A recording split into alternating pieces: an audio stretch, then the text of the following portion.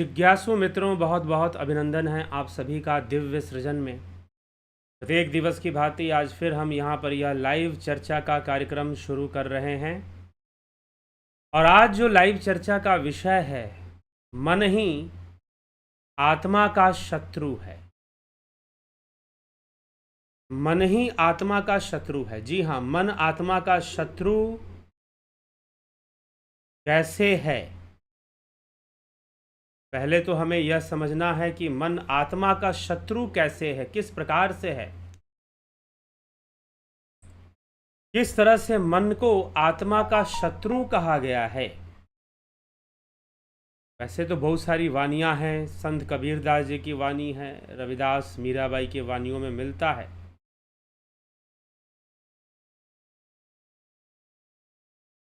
मन को मस्ताना हाथी बताया गया है। मन को मस्ताना हाथी।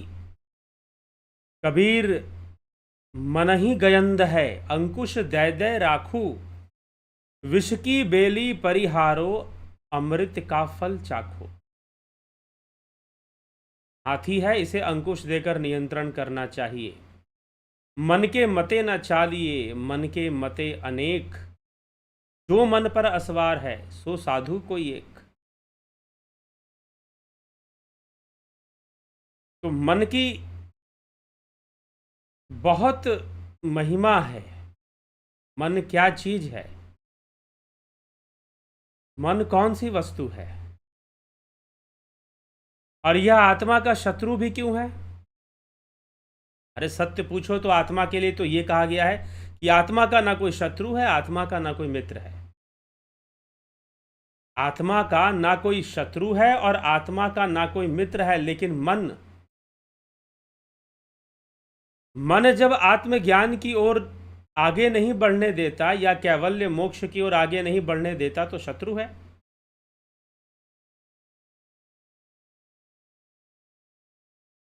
शत्रु है।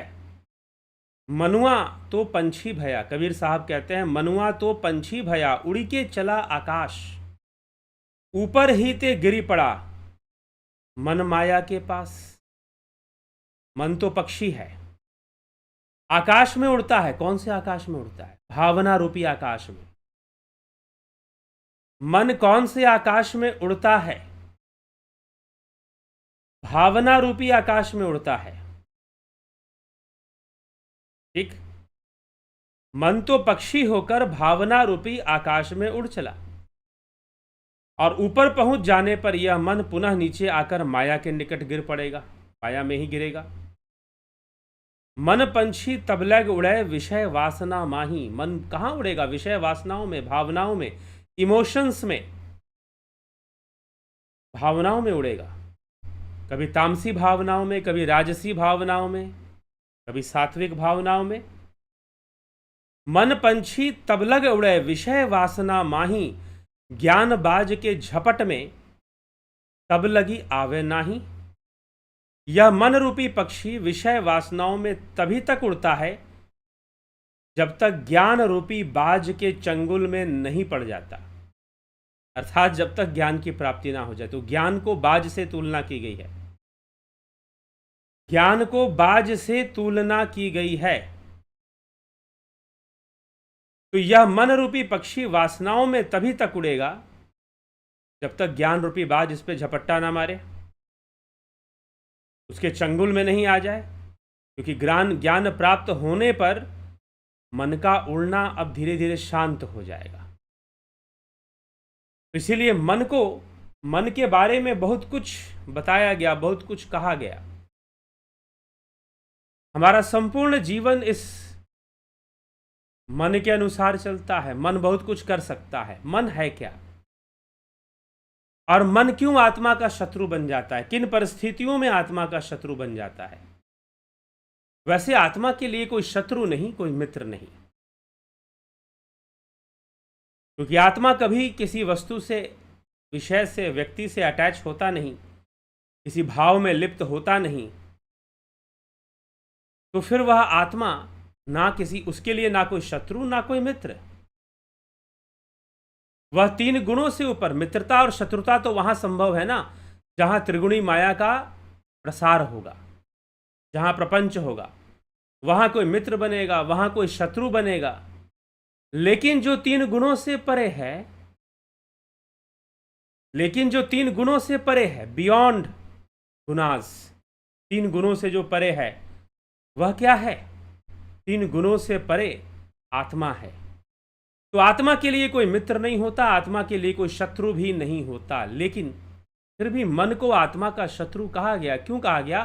क्योंकि वह आत्मज्ञान में बाधा उत्पन्न करता है। लेकिन किन परिस्थितियों में बाधा उत्पन्न करता है? वास्तव में मन क्या है? सत्य पूछिए तो मन भी किसी का शत्रु नहीं, मन भी किसी का मित्र नहीं।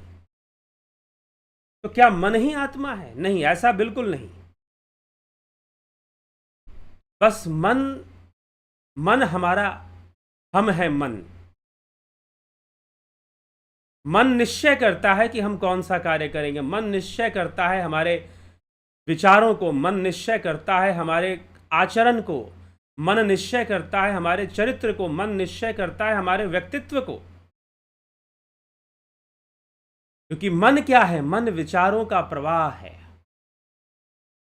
सच पूछिए तो मन भी अपने आप में कुछ भी नहीं है।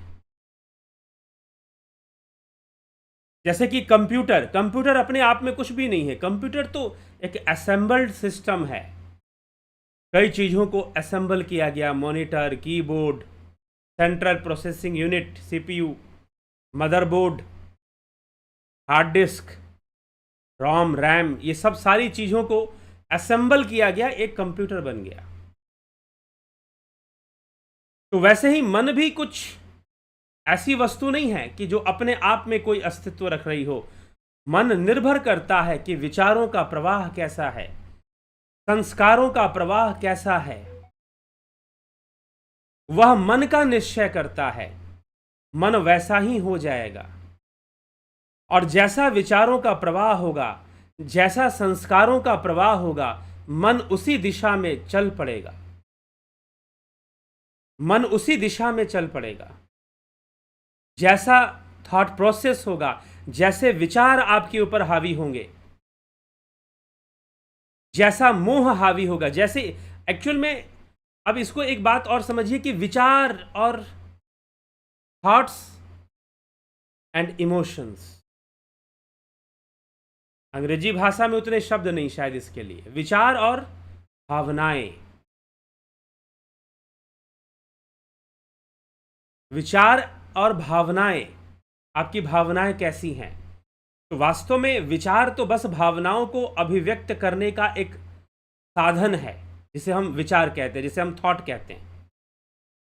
लेकिन थॉट्स करता क्या है? थॉट्स भावनाओं को पैदा करता है। जैसे कोई विचार हमें मिला तो वो हमारे भीतर एक भावना उत्पन्न करेगा। कोई विचार हमें मिला, वो हमारे भीतर भावनाओं को उत्पन्न करेगा, इमोशंस को डेवलप कर देगा। अब वो इमोशंस, अब जब हम इंग्लिश में इमोशंस कहते हैं तो ऑलमोस्ट पॉजिटिव सेंस में जाता है, लेकिन जब हम भावनाएं कहते हैं तो नेगेटिव पॉजिटिव दोनों हो सकता है। बुरी भावना भी हो सकती है, अच्छी भावना भी हो सकती है। तो उन भावनाओं का प्रवाह हमारे मन की स्थिति को निश्चित करता है। भावनाओं का प्रवाह हमारे मन की स्थिति को निश्चित करता है। जो थॉट्स हैं वो इंड्यूस करती हैं, वो स्टिमुलेट करती हैं। किसको? भावनाओं को। कोई भावना उत्पन्न हो जाएगा किसी विचार से, किसी को देखकर मन में प्रेम की भावना उत्पन्न हो जाए, किसी को देखकर मन में वासना की भावना उत्पन्न हो जाए, किसी को देखकर मन में क्रोध की भावना उत्पन्न हो जाए, किसी को देखकर मन में मित्रता की भावना उत्पन्न हो जाए, किसी को देखकर हिंसा की भावना उत्पन्न हो जाए। तो कोई भी भावना उत्पन्न हो सकती है। तो ये जो भावनाएं हैं हमारे भीतर उत्पन्न होती हैं, यही हमारे मन की स्थिति को निश्चित करती हैं। अब इन भावनाओं की दिशा क्या है? इन भावनाओं, इसलिए भावातीतम त्रिगुण रहितम, गुरु को भी भावातीतम त्रिगुण रहितम कहा गया। एकम नित्यम विमल अचलम सर्वधि साक्षी भूतम भावातीतम त्रिगुण रहितम सतगुरुत्तम नमामि। तो उस ब्रह्म को भावातीतम, उस परमात्मा को भावातीतम कहा गया जो भावनाओं से परे है। अब यहां पर एक प्रश्न चिन्ह उठेगा। क्या प्रश्न चिन्ह उठेगा? एक बात का बड़ा प्रचार है और हम लोगों को क्या आदत है, और आजकल तो हम लोगों को बातों फैलाने का एक बहुत अच्छा साधन है मोबाइल फोन और एक अंगूठा भगवान ने दिया है। मोबाइल पे लगे रहो और फॉरवर्ड करते रहो। कई बार मैं परेशान हो जाता हूं जब लोग बहुत वायरल हुआ वीडियो बार बार भेजते हैं, जो बहुत ऑलरेडी बहुत वायरल हो चुका है, फिर भी भेजेंगे, फिर भी डालेंगे। अरे भाई, प्रत्येक व्यक्ति अनेकों ग्रुप में जुड़ा रहता है, क्यों वायरल हुआ वीडियो बार बार डालते रहते हो जो ऑलरेडी बहुत वायरल हो चुका है? ठीक है, तो वो कहीं ना कहीं से तो मिल ही जाता है। तो इसलिए, लेकिन अंगूठा है, चलता रहता है। वैसे ही जो हमारा मन है वो क्या करता है? रिपीट करता है, रिपीट करता है, हमारे भीतर ही थॉट्स को वायरल करने की कोशिश करता है, उसकी फ्रीक्वेंसी को बढ़ाने की कोशिश करता है। और भावनाओं की फ्रीक्वेंसी कैसी है? जो भी भावनाएं हैं उनकी फ्रीक्वेंसी कितनी है, उनकी फ्रीक्वेंसी कैसी है, कितनी है?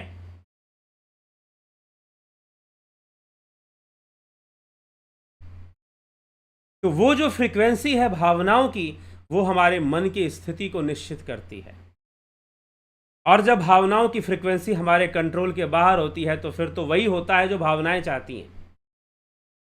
और भावनाएं कहीं से भी पैदा हो सकती हैं, फिल्म देखकर भी पैदा हो सकती हैं, पुस्तकें देखकर भी पैदा हो सकती हैं। इसीलिए शिक्षा का महत्व है। हमारी भावनाएं शिक्षित होंगी, उनको सही ज्ञान होगा, नॉलेज होगा, तो सही दिशा में भावनाएं उत्पन्न होती है, नहीं तो गलत दिशा में भी भावनाएं उत्पन्न हो सकती हैं। रॉन्ग डायरेक्शन में भी हमारे इमोशंस, हमारी भावनाएं डेवलप हो सकती हैं। तो repetition of thoughts makes a thoughts dominant. Actually में रिपीटिशन ऑफ भाव, रिपीटिशन ऑफ इमोशंस, नोशंस। अब अंग्रेजी में इमोशन, नोशन अलग अलग शब्द हैं। इन सब के लिए हम एक शब्द या इंटेंशन कह लें, हम एक शब्द भावना कह सकते हैं।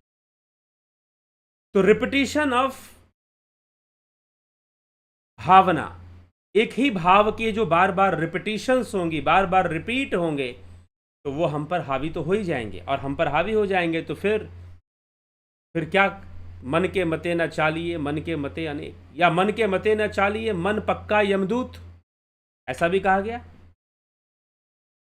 अब वो जो भावनाएं हैं, क्या वो आत्मा के शत्रु हैं? जी हां, वो आत्मा तक पहुंचने में सर्वदा बाधा उत्पन्न करती हैं। लेकिन अब एक प्रश्न उठता है कि अगर भावना में आत्मा आ जाए, या भावना में गुरु की आज्ञा हो जाए कि भाई हमें गुरु मार्ग पर चलना है, ध्यान योग के मार्ग पर चलना है, साधना के मार्ग पर आगे बढ़ना है हमें, अगर ऐसी भावना हो जाए तो क्या गलत है? लेकिन अंत में वास्तव में उस आत्मा में लीन होने के लिए तो भावातीत होना ही पड़ेगा, चाहे कोई भी भावना हो, अच्छी हो चाहे बुरी हो। हाँ, लेकिन भावनाएं सहायक हो सकती हैं योग मार्ग में, सहायक हो नहीं सकती, सहायक होती ही होती हैं योग मार्ग में। लेकिन अब हमें समझना पड़ेगा इस मन की स्थिति को। मन कैसे बनता है? हम कोई विचार, कोई अनुभव ग्रहण करते हैं अपने सेंस ऑर्गन से, अपनी आंखों से, अपने कान से, अपने नाक से, अपनी त्वचा से, अपनी जिह्वा से। हम क्या करते हैं? इंफॉर्मेशन गैदर करते हैं। कान से हमने कुछ सुना, आंखों से हमने कुछ देखा, कुछ पढ़ा, नासिका से हमने कुछ सूंघा, कुछ ग्रहण किया, कुछ गंध, त्वचा से स्पर्श का अनुभव किया, जिह्वा से स्वाद रस का अनुभव किया, और जो भी अनुभव हुआ वो सब हमारे मस्तिष्क में जाता है, ब्रेन में जाता है, हमारे अंदर जाता है। और अंदर जाकर वो किसके साथ उसकी मैचिंग होती है? संस्कारों से, जो पहले से संस्कार हैं, जो पहले से संस्कार बने हुए हैं, उसके साथ उनकी मैचिंग होती है, उनके साथ वो जाकर कोलाइड करता है, टकराता है।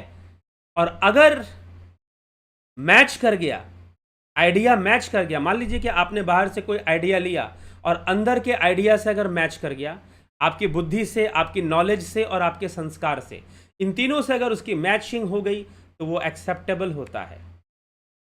वह एक्सेप्टेबल होता है और आप उसे एक्सेप्ट करते हैं, आपको अच्छा लगता है। मान लीजिए कोई व्यंजन है, खाना है, आपको स्वादिष्ट लग रहा है, किसी दूसरे व्यक्ति को स्वादिष्ट नहीं लग रहा है।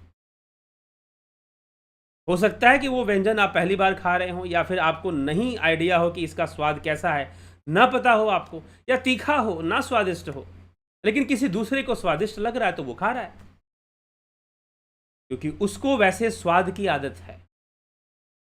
टेस्ट का भी बड़ा चक्कर होता है। मेरे एक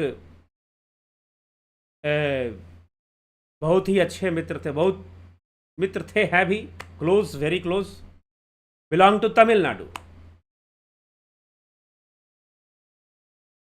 और जब वो दिल्ली में आते हैं तो उनको भाई अपना स्वाद चाहिए, अपने सांभर का स्वाद, अपने रसम का स्वाद उनको चाहिए। तो टेस्ट की एक हैबिट बन जाती है कई बार, ऐसा भी देखा गया है। हाँ, जो इस बात को समझते हैं कि एक हैबिट है हमारी, तो वो अपने अपने अपने माइंड को चेंज करने में ज़्यादा टाइम नहीं लगाते। इसलिए आप, मन की कमजोरी कहाँ पर है? मन की कमजोरी ज्ञान में है। आप मन को समझ लो, मन कैसे काम कर रहा है, बात खत्म। आप मन को पकड़ पाओगे, उसकी गर्दन पकड़कर इधर से उधर ले जाना बहुत मुश्किल काम नहीं होगा। हाँ, लेकिन गर्दन पकड़नी पड़ती है, क्योंकि कष्ट होता है, इधर से उधर मन को ले जाने में थोड़ा कष्ट तो जरूर होता है।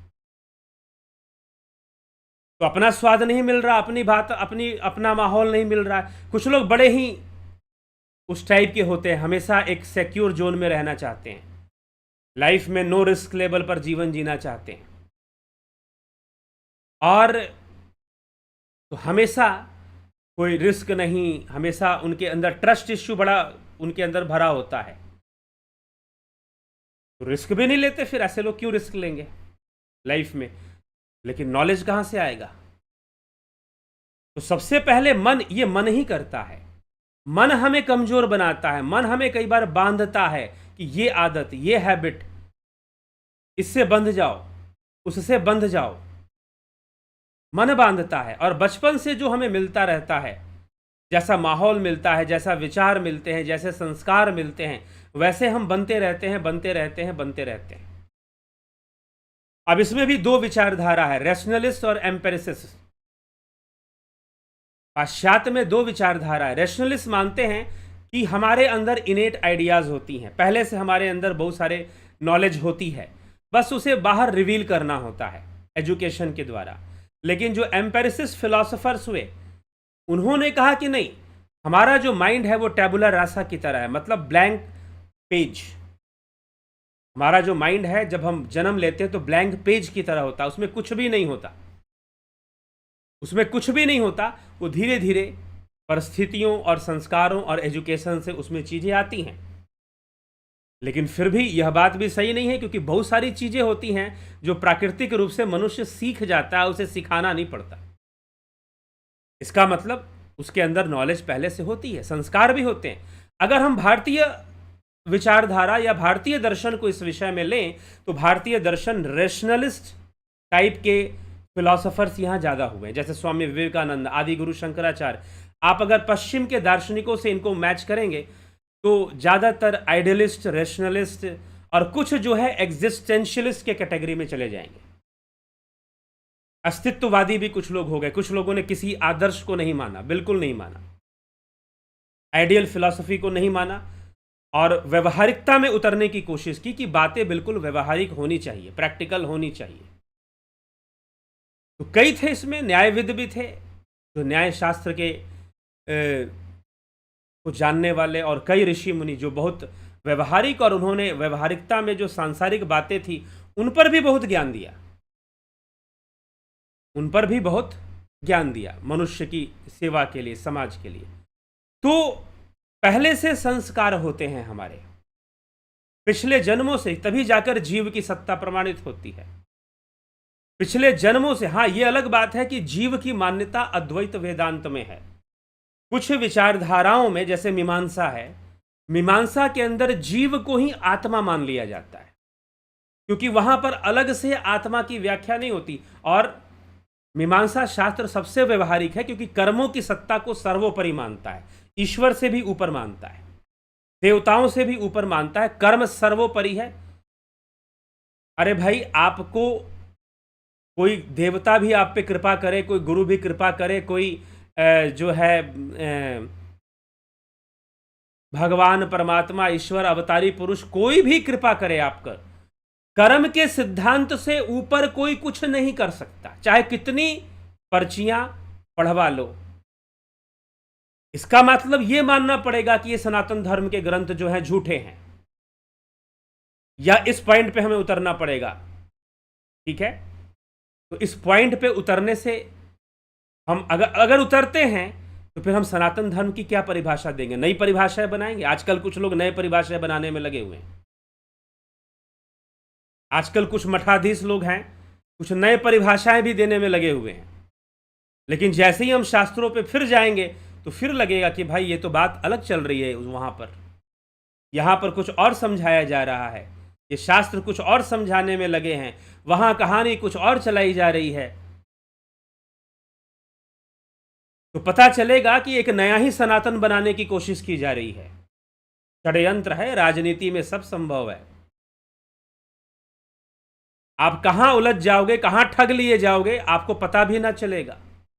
अभी कोई कवि महोदय थे, लोग उनके वीडियोस खूब वायरल करते थे, व्हाट्सएप पे खूब भेजा करते थे। उन्होंने एक फिल्म बना दी। अब उस फिल्म को लेकर उस कवि महोदय के लोग पुतले जलाए जा रहे हैं। हमने तो एक महोदय, किसी ने कहा मुझे, तो मैंने कहा कि मैं तो इस महानुभाव को बहुत पहले से ही देख लिया था और आज तक कभी इनकी कविताओं को फॉरवर्ड नहीं किया हूं। उन्होंने एक फिल्म बना दी, आजकल लोग उस फिल्म की बुराई करने में लगे हुए हैं और उस कवि महोदय के जो है पुतले भी जलाए जा रहे हैं कि भाई इसने गलत फिल्म बना दी, इसका इंटेंशन सही नहीं है। उसका इंटेंशन पहले से सही नहीं था, उसका इंटेंशन पहले से सही नहीं था। आप उसके फैन बन गए थे, आप उसके फैन बन गए थे।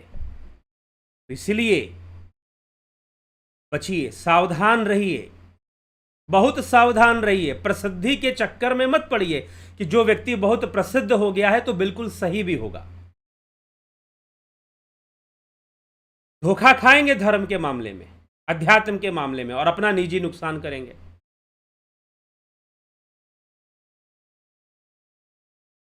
ठीक, अपना निजी नुकसान करना शुरू कर देंगे। तो इसीलिए, और लोग अपना निजी नुकसान करते हैं, फिर पछताते हैं कि ऐसा क्यों हो गया। इसीलिए मूल शास्त्रों की शिक्षा अनिवार्य है, और मूल शास्त्रों के लिए अलग से हमें पुस्तक लिखने की जरूरत नहीं है। वो मूल शास्त्रों को ही पढ़ाया जाए, उसकी शिक्षा अनिवार्य होती है अगर हमें सनातन धर्म को समझना है तो। बहुत गंभीरता से विचार करने वाला विषय है, क्योंकि धर्म की अपनी सत्ता होती है जो कि राजनीति से भी ऊपर होती है। लेकिन धर्म जब राजनेताओं का हथकंडा बन जाए, टूल बन जाए, उसको इस्तेमाल करने लगे वो, तो कितना नीचे गिर सकते हैं इसका अंदाजा नहीं है। क्योंकि राजनीति में व्यक्ति कई बार बहुत उठा हुआ दिखता है तो कई बार बहुत नीचे गिरा हुआ भी दिखता है। कितना नीचे गिरना संभव है यह बताना असंभव है। तो इसलिए हमें बहुत विचार करके, जब हम किसी का अनुसरण करें तो बहुत विचार करके करें, बहुत सोच समझ के करें।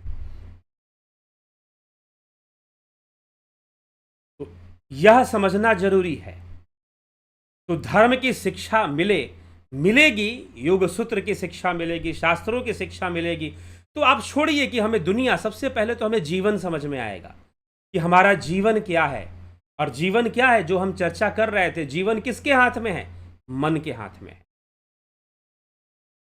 यह मन ही हमारे जीवन की स्टीयरिंग है, मन ही हमारे जीवन की स्टीयरिंग है। अगर हमारे हाथ में है तो फिर ठीक है, और अगर हमारे हाथ में नहीं है तो फिर तो अपने आप घूमेगा, कभी गड्ढे में ले जाएगा, कभी कहीं ले जाएगा, एक्सीडेंट पक्का करवाएगा, क्योंकि स्टीयरिंग पर हमारा अपना कंट्रोल तो है नहीं। तो इंद्रिय अनुभूतियां होती हैं, इंद्रिय अनुभूतियों से, हमारे संस्कारों से वो विचार मैच करते हैं। मैच करने के बाद जो कंक्लूजन निकलेगा, अगर नेगेटिव कंक्लूजन निकला तो मन नेगेटिव हो जाएगा। आपने कोई सब्जी खाई, कोई व्यंजन खाया, आपको स्वादिष्ट नहीं लगा तो आपका मन नेगेटिव हो जाएगा। अगर स्वादिष्ट लगा, मन प्रसन्न हो जाएगा, मन पॉजिटिव हो जाएगा। मन जो है फिर पॉजिटिव हो जाएगा। तो ये मन की स्थिति है, हम इंद्रियों से लेते हैं और पूर्व अनुभूतियां और पूर्व संस्कारों के साथ उनका मैचिंग होता है। मैचिंग होने के बाद जो रिजल्ट आता है वो मन की स्थिति को निश्चित करता है, वही मन है। और अगर वो रिजल्ट जो भी आया उसका फ्लो बढ़ गया, उसकी फ्रीक्वेंसी अगर बढ़ गई, अगर उसकी फ्रीक्वेंसी अगर बढ़ गई तो फिर क्या होगा, वह मन पर हावी हो जाएगा, वही मन हो जाएगा। फिर तो वो वही कर्म करवाएगा जो कर्म वो करवाना चाहता है, फिर वही कर्म करवाएगा जो वो करवाना चाहता है। और विवश हो जाएगा आदमी गलत कर्म करने के लिए। अगर गलत चीज हावी हो गई तो गलत कर्म। कोई भी आदमी ऐसे ही नहीं कर देता पाप। बहुत बार विचारों का बहुत बड़ा प्रवाह होता है, तब जाकर कुछ हो पाता है, तब जाकर कुछ हो पाता है। तो इसलिए हमें मन पर निगाह रखनी चाहिए, लेकिन मन को कंट्रोल करना। अर्जुन कहता है कि चंचलम ही मनः कृष्ण प्रमाथि बलवदिदम तस्याहम निग्रह मन्ये वायुरीव सुदुष्करम। कि हे कृष्ण, चंचलम ही मनः कृष्ण प्रमाथि बलवदिदम। हे कृष्ण, यह मन बहुत ही चंचल, अत्यंत बलवान, बलवदिदम तस्याहम निग्रह मन्ये। इसका जो निग्रह है, तस्याहम निग्रह मन्ये वायुरीव सुदुष्करम, वायु के समान है। तो भगवान कृष्ण और महर्षि पतंजलि इसका उपाय बताते हुए क्या कहते हैं? असंशयम महाबाहो मनो दुर्निग्रहम चलम। इसमें कोई संशय नहीं महाबाहो कि मन चंचल है, लेकिन अभ्यासेन तू कौनते वैराग्येन च गृह्यते। अभ्यास रखो, अभ्यास करो, अभ्यास करो और समझो विचारों को, अभ्यास करो। अभी पीछे किसी ने मुझे फोन किया, किसी लड़की ने फोन किया और कहा कि मैं उसको अपने दिमाग से नहीं निकाल पाती। क्या करना होगा? अभ्यास करना होगा। और यह विश्वास रखो कि अगर अभ्यास होगा तो मन अपना ट्रैक बदलेगा जरूर। मन की स्थिति हमेशा एक जैसी नहीं होती। आज कुछ है, कल कुछ है, परसों कुछ है। 20 साल की उम्र में कुछ, 40 साल की उम्र में कुछ। 20 साल की उम्र में जो मन की स्थिति होती है, 40 साल की उम्र में जाकर आदमी सोचता है, 45 साल की उम्र में जाकर सोचता है कितनी बड़ी गलती कर दी मैंने 20 साल की उम्र में। उसके चक्कर में ना पड़ा होता तो आज अपना कितना भला कर लिया होता। बातें समझ में आती हैं, दृश्य समझ में आता है कि चीजें चल कैसे रही हैं और चल क्या रहा है वास्तव में। हम कहां कहां पर इस माया के शिकार बन रहे हैं, क्योंकि हम भोग्य हैं। माया अपना शिकार बनाकर हमें भोगती है।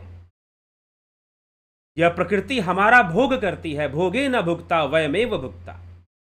हम भोगों को नहीं भोगते, ये भोग हमें भोगते हैं।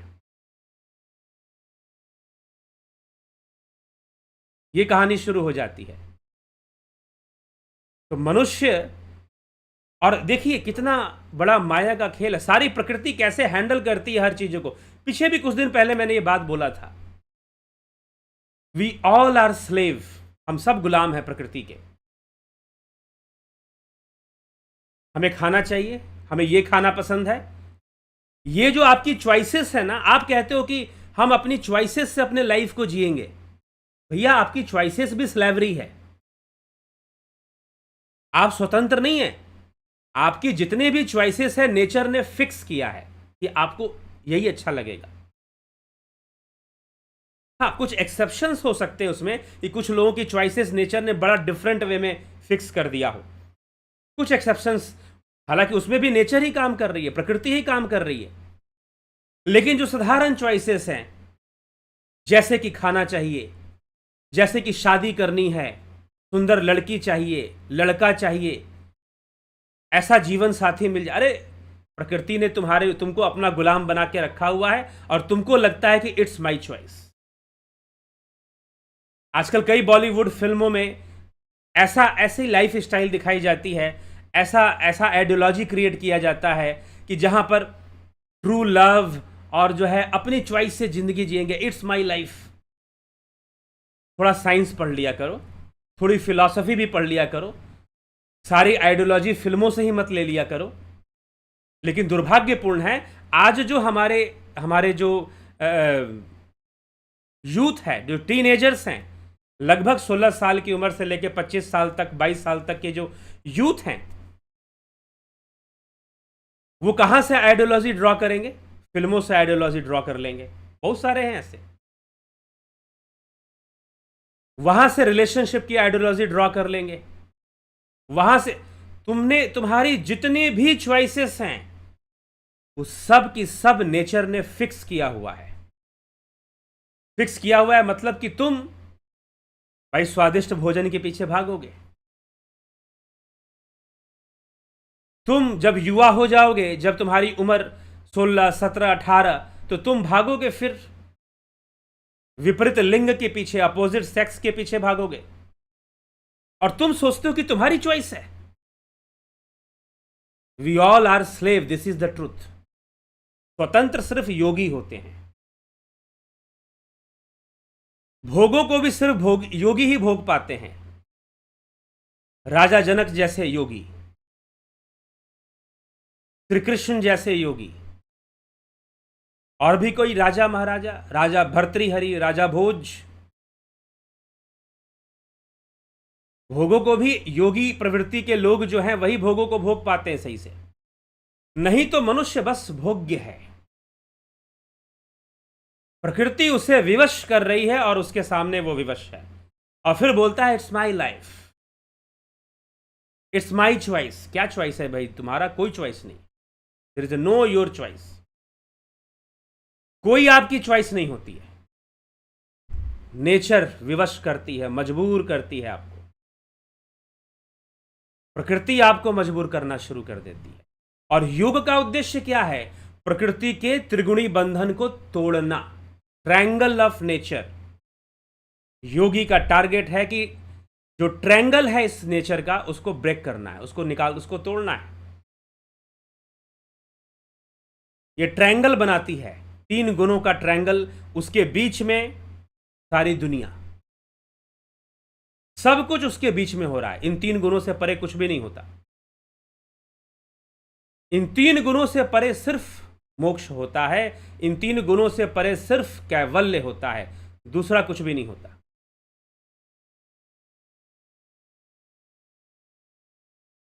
ठीक है? लेकिन मनुष्य को लगता है कि बहुत कुछ करेगा, बहुत कुछ होगा, धन आएगा। योगियों से बड़ा कोई धनवान नहीं होता। अभी कोई मुझसे पूछ रहा था कि कुछ ऐसे विद्या बताइए जिससे कि धन आकर्षित हो हमारी ओर। बता देंगे जी, कोई बड़ी दिक्कत नहीं। मैं ऐसी कई चीजें जानता हूं जिससे कि धन आकर्षित हो आपकी ओर।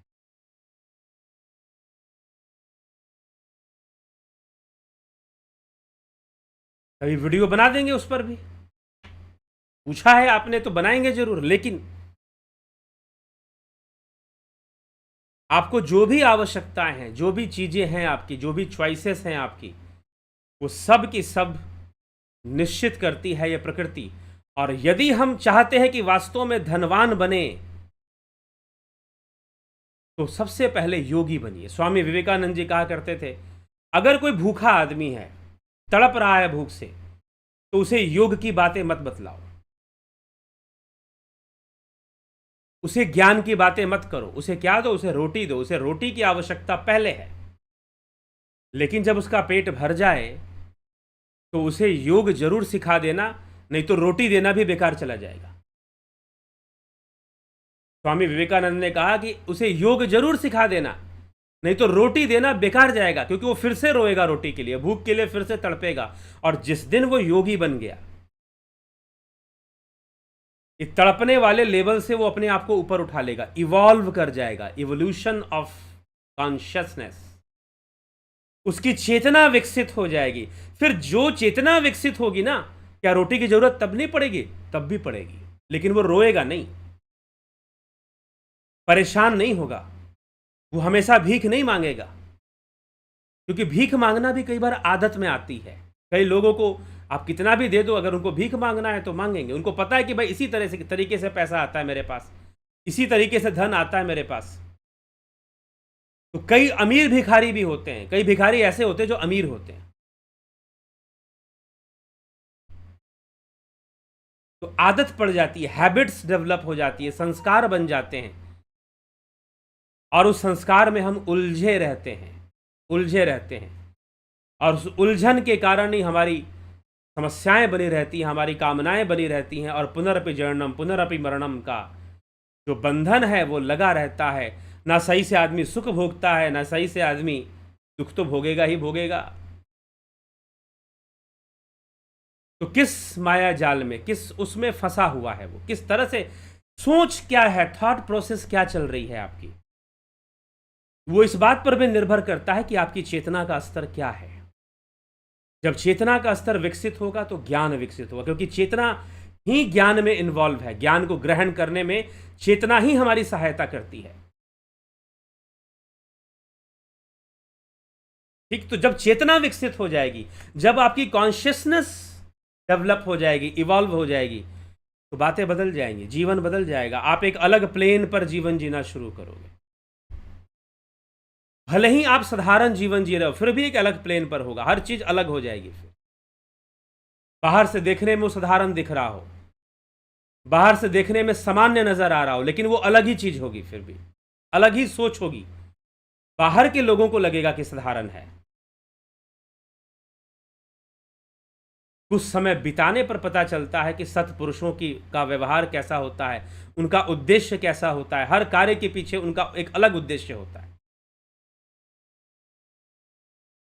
तो प्रकृति का जो ट्रायंगल है, जो त्रिभुज है, उसको हमें तोड़ना पड़ता है। योगी उसको तोड़ते हैं, उससे बाहर निकलने की कोशिश करते हैं। इसके लिए योग साधना करते हैं, इसलिए अपने जीवन को श्रेष्ठ बनाना है। और ये इस प्लेन से, भव सागर वाला जो भावनाओं का जो प्लेन है, ऊपर उठना है, तो हमें साधना करनी होगी, हमें योग करना होगा, और समझना भी होगा, समझना भी होगा। तो यह प्रकृति हमारे साथ क्या खेल खेलती है, और मन अस्तित्व में आ जाता है। विचार, संस्कार, इन सब से जो थॉट प्रोसेस, जो भावनाओं का प्रवाह विकसित होता है, वही मन है। और उसका जब प्रवाह इंद्रियों की ओर होता है, इंद्रियों की ओर होता है, तो वो आत्मा की ओर जाने नहीं देता। आत्मा की ओर जाए, उसके लिए फिर जरूरत पड़ती है, किसकी जरूरत पड़ती है जानते हैं? किसकी जरूरत पड़ती है? मन आत्मा की ओर जाए, ऐसी भावनाएं बने जो आत्मा की ओर ले जाए। फिर भी वो अंततः उन भावनाओं को खत्म करना पड़ता है, क्योंकि भावनाओं से तो हम आत्मा तक पूर्णता नहीं पहुंच सकते। हाँ, सहायक जरूर, भावनाएं उत्पन्न होना जरूरी है, तभी तो सहायता मिलेगी हमें। मन तभी तैयार होगा साधना करने के लिए, योग करने के लिए। तो मन मित्र भी बनता है। शत्रु तो ये है ही अपनी प्रकृति से, लेकिन मित्र भी बनता है। कब? जब हम भावनाओं की दिशा बदल दें, हम भावनाओं की दिशा योग मार्ग पर डाल दें, हम भावनाओं की दिशा योग मार्ग पर ले जाएं। जब भावनाओं की दिशा योग मार्ग पर होगी, जब योग लक्ष्य बनना शुरू हो जाएगा,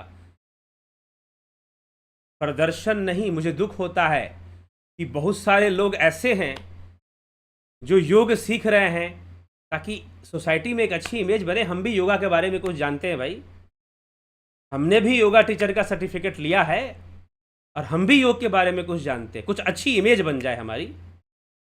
कई बार लोग ऐसे चक्कर में रहते हैं, स्वयं को धोखा देते, क्योंकि योगी बनकर जीवन जीने का आनंद क्या है उनको अभी इसका अंदाजा ही नहीं है।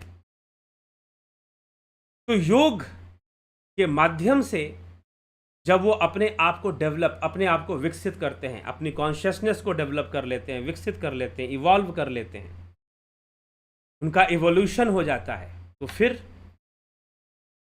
अपनी भावनाओं को कंट्रोल करके इधर से इधर ले आना कोई बड़ी बात नहीं रह जाती। बहुत आसानी से वो अपने मन को इधर से उधर ले आते हैं,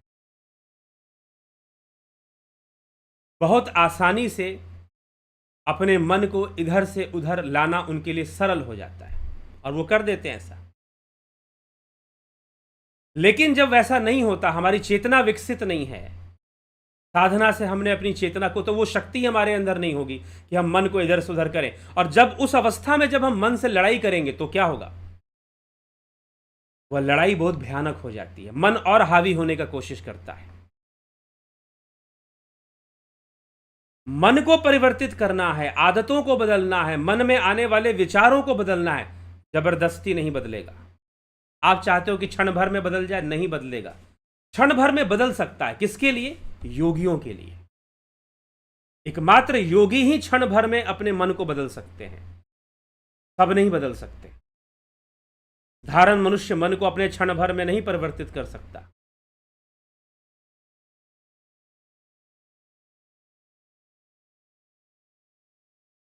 एकमात्र योगी ही कर सकता है। तो विचारणीय है, हमें विचार करना चाहिए इस विषय पर। और यह मन निश्चय ही शत्रु है, बाधा उत्पन्न करता है, शुरू से बाधा उत्पन्न करता है। लेकिन अगर इसे ज्ञान रूपी बाज इसको पकड़ ले तो इसका इधर उधर व्यर्थ में उड़ना जो है धीरे धीरे शांत होने लग जाएगा। धीरे धीरे शांत होने लग जाएगा। और जब अभ्यास किया जाए तो यह मन मित्र भी बन जाएगा, सहायक भी बन जाएगा, सहयोगी भी बन जाएगा और हमें साधना मार्ग पर ले जाएगा। इसलिए रोज ध्यान का अभ्यास करना चाहिए। सुबह 5 बजे हम लोग बैठते हैं, जो लोग ध्यान योग कर चुके हैं। सुबह 5 बजे ऑनलाइन साधना होती है। तो साधना होती है तो रोज बैठना जरूरी है, डेली का अभ्यास जरूरी है। इससे क्या होगा? आदत पड़ेगी। और जिस दिन नहीं बैठोगे उस दिन अच्छा नहीं लगेगा, खाली खाली सा लगेगा, उदासी सी लगेगी। तो अगर हम अपने संस्कार बदल लें, साधना के संस्कार बना दें, योग के संस्कार बना दें, तो बहुत लाभ हमें प्राप्त होगा। तो इस मन को इस तरह से बदलने की आवश्यकता है। अभ्यास और वैराग्य का सहारा लेकर शत्रु मन को मित्र बनाने की आवश्यकता है। फिर ये घोड़ा बन जाएगा जिस पे सवार होकर हम आत्मा तक पहुंचेंगे। लेकिन आत्मा में लीन होते समय उस घोड़े को भी त्यागना पड़ेगा। वो घोड़ा टिकेगा नहीं, क्योंकि ध्यान से तो मन की मृत्यु हो जाती है। ध्यान से तो मन खत्म होना शुरू हो जाता है, क्योंकि उसकी जो ताकत है कि वो हमें, इसलिए ध्यान करने से क्या होगा? इवोल्यूशन होगा।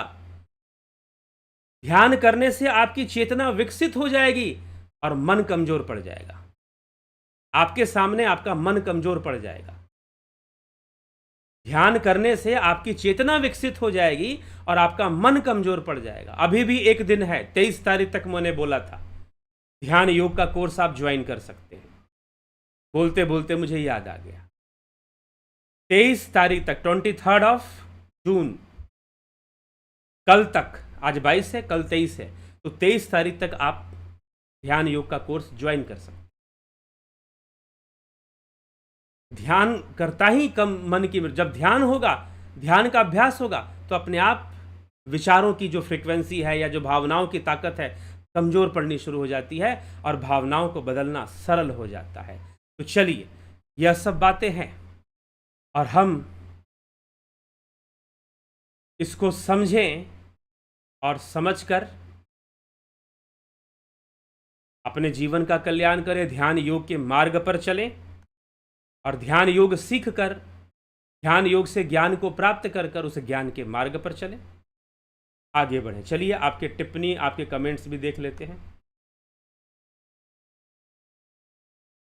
नरेंद्र माकुड़े जी, बहुत अभिनंदन है। स्वामी भक्त देव शुभ योगी जी, संतोष कुमार, शंकर प्रसाद जी, अमन कक्कर, अनिल सोनी, गोविंद प्रसाद नीमा, अवनी प्रधान जी, रतन सिंह जी, राजू पाल जी, विनोद कुमार सूद, व्यास सिंह, रामविलास जी, घनश्याम सरोदे, शेखर शर्मा, सविता नायक जी, AK भट्ट जी। कारण शरीर के तत्व क्या होते हैं? कर्मों के बीज और संस्कार कारण शरीर में पाए जाते हैं। कर्म नहीं होता, कर्मों के बीज होते हैं। संचित कर्म होता है, संस्कार होता है। जो संचित कर्म है वो कारण शरीर में ही रहता है। 3 प्रकार के कर्म है, क्रियामान कर्म, संचित कर्म और प्रारब्ध कर्म। तो प्रारब्ध कर्म जो हम भोग रहे होते हैं, संचित को भोगना प्रारब्ध है। क्रियामान जो करते हैं उसका फल मिल जाता है, और संचित जिसका फल प्राप्त ना हुआ, तो संचित कर्म और संस्कार जो पिछले जन्मों के जो हमने कर्म किए हैं उनसे जो संस्कार निर्मित हुए हैं वो कारण शरीर में रहते हैं, वो कारण शरीर के तत्व हैं। लेकिन कारण शरीर में कर्म नहीं होता। कर्म होगा सूक्ष्म शरीर में और स्थूल शरीर में, इसलिए कर्म उसका तत्व नहीं है। कर्म इंद्रियों से होगा, इसलिए इंद्रियां भी उसका तत्व नहीं बनती हैं। ठीक। पलकधारी जी, हीरालाल यादव, नूतन भट्ट, खिम सुनार, एके त्यागी जी, नीतीश सिन्हा जी, श्वेता राय सिन्हा, योगेंद्र पंडित, संतोष गुप्ता, योगेश खैरनर, ईशा, मनोज सैन, विक्रम सिंह, माधुरी कोले, राजेश भाई मकवाना, उत्तम राणे, सोनी पंडित जी, रूपलाल विश्वकर्मा, काशीनाथ, शिवराम कृष्ण, गंभीर शाह, किशोर वैद्य, दयानंद जी, दुष्यंत चौहान जी, बिमला शाह जी, मृदुला कुमारी जी, प्रदीप चौहान। वही तो हम बता रहे थे कि मन ही निरंजन जगत रिझावे, मन ही ईश्वर का कंट्रोल है, सभी नचावे राम गोसाई, नर नाचे मरकट की नाई। मन प्रकृति, मन इंद्रियों के द्वारा अनुभूति, बुद्धि और चित्त में पड़े संस्कारों से अस्तित्व में आता है। इसमें ईश्वर का कंट्रोल कहाँ से आ गया? अकर्ता है। जब वो कह रहा है कि मैं इस चक्कर में नहीं पड़ता, ना तो मैं कर्म का श्रीमद् भगवद गीता 5म अध्याय मैं कितनी बार बोल चुका हूं, आप शायद रेगुलर हमको नहीं सुनते। भगवान साक्षात कह रहे हैं कि ना तो कर्म, ना ही कर्मफल और ना ही कर्ता, इन तीनों में मेरा संयोग नहीं होता। इन तीनों में मेरा संयोग नहीं होता, तो मुझे दोष मत दो कि किसने कैसा कर्म किया। ठीक। अब कौन क्या दोहों में क्या क्या लिख रहा है बात अलग है, लेकिन उसका कोई संयोग नहीं। जब उसका संयोग नहीं तो कर्ता, कर्म और कर्म फल के पीछे कौन है? प्रकृति है। प्रकृति है, इसीलिए इसे प्रकृति कहते हैं। कृति और प्रकृति, एक्शन रिएक्शन। ठीक। तो इसी को प्रकृति कहते हैं। तो प्रकृति इन सब चीजों के पीछे कार्य करती है। और प्रकृति के 3 गुण जिनके बीच में एक्शन रिएक्शन चलता रहता है, वो कर्म पैदा करते हैं, भावनाएं पैदा करती हैं। इसलिए 3 प्रकार की भावनाएं भगवान श्री कृष्ण श्रीमद् भगवद गीता में बताई हैं। सात्विक, राजसी और तामसी, ये 3 भावनाएं होती हैं। इसके ऊपर तो भावातीत आत्मा है। ठीक। चलिए, कार्तिक जी बहुत अभिनंदन है, कन्हैया कुमार जी, गोविंद प्रसाद कोरी बहुत अभिनंदन है, गोविंद जी, रामविलास जी, सर जी, शिव किसका ध्यान सिमरन करते हैं? लीन है। शिव महापुराण पढ़िए। वह शब्द ना जिसका उच्चारण होता है, ना जो ना मंत्र है, ना बीज है, ना अक्षर है, ना ओंकार है, उसका उच्चारण भी नहीं होता है। ठीक। उसमें लीन है।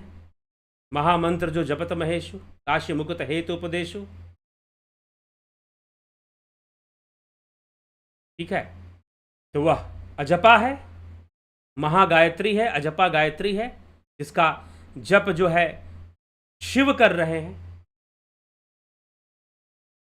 ठीक है। ये कोई ध्यान करने वाली बात नहीं है, ये तो भीतर। ये पार्वती जी, शायद रामचरितमानस में भी इसकी चर्चा आती है कि भगवान शिव कहते हैं, पुरुष प्रसिद्ध प्रकाश निधि प्रकट परावरनाथ। पुरुष प्रसिद्ध प्रकाश निधि, जो प्रकाश के रूप में है, जो प्रकाश के रूप में है, तो जो प्रकाश के रूप में है वह परम पुरुष, मैं उसका ध्यान करता हूं।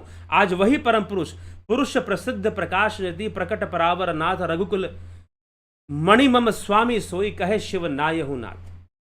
वही परम पुरुष जो मेरे घट में प्रकाश रूप में प्रकट हैं, वही आज रघुकुल के मणि राम बन के जन्म ले चुके हैं। तो मैं अपने घट में ध्यान करता हूं, ना कि बाहर ध्यान करता हूं। ये शिव जी ने रामचरितमानस में, तुलसीदास जी ने ऐसी कोई चौपाई लिखी। आत्मज्ञान का माध्यम बताया है, सोहंग अस्मृति वृत्ति अखंडा, दीप शिखा सोई परम प्रचंडा, आत्म अनुभव सुख सुप्रकाशा, तब भव भूल भेद ब्रह्मनाशा। उस अखंड वृत्ति से हम जुड़ जाते हैं तो उसके बाद हमें आत्मज्ञान की प्राप्ति होती है। ठीक, तो इस तरह से बताया गया है। चंदू भाई मकानी जी, युद्ध तो करना ही पड़ेगा मन और आत्मा का, युद्ध तो करना ही पड़ेगा मन और आत्मा का। योग मार्ग पर चलेंगे तभी तो युद्ध शुरू होगा, और योग मार्ग पर चले गए और सही से कोई गाइड करने वाला मिल गया तो विजय भी निश्चित है, विजय भी निश्चित है। फिर मन क्या होगा, मन हारेगा क्या, मन तो गुलामी करेगा आपकी, पराजित होकर गुलाम बन जाएगा, जैसा आप कहेंगे करेगा। बस मन के पीछे मत भागो, ध्यान के पीछे भागो, संतुलन के पीछे भागो, ध्यान के पीछे भागो, ध्यान को विकसित करो।